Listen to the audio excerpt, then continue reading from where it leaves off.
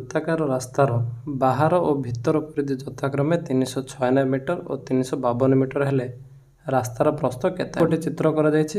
ବହିର୍ବ୍ୟାସ ଦେଲା କ୍ୟାପିଟାଲ ଆର୍, ସ୍ମଲ୍ ଅନ୍ତର୍ବ୍ୟାସ ଦେଲା ସ୍ମଲ୍ ଆର୍।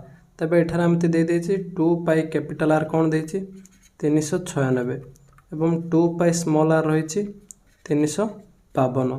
ତେବେ ଆମକୁ କ'ଣ ପଚାରୁଛି ରାସ୍ତାର ପ୍ରସ୍ଥ କେତେ, ମାନେ ଏଇଟାର ପରିଧି କେତେ? ଦେଖ ଆମେ ଯଦି ବହିସ୍ଥରୁ ଯଦି ଅନ୍ତଃସ୍ଥ ବିୟୋଗ କରିଦେବା ତେବେ ଏମିତି ରାସ୍ତାର ଅର୍ଥାତ୍ ଦୁଇଟି ଜାଗାରେ କମନ୍ କହିଲା 2 ପାଇ ରହିଲା ଆର୍ ମାଇନସ୍ ଆର୍। ଆଚ୍ଛା ଦେଖ ଏପଟେ କ'ଣ ରହିଲା 396 ମାଇନସ୍ 352 ରହିଲା 44। ତେବେ କ'ଣ ହେଇଯିବ ଆର୍ ମାଇନସ୍ ଆର୍ ନିର୍ଣ୍ଣୟ କରିବା। କ'ଣ ହେଇଗଲା 44 ବାଇ 2 ପାଇ ଅର୍ଥାତ୍ 44 ବାଇ 2 ଇଣ୍ଟୁ 22 ବାଇ 7। ଦେଖ କ'ଣ ହେଲା 22 ଦୁଣେ 44, 2 କୁ 2 କଟିଗଲା, 7 କ'ଣ ଯିବ ଉପରକୁ ରହିଯିବ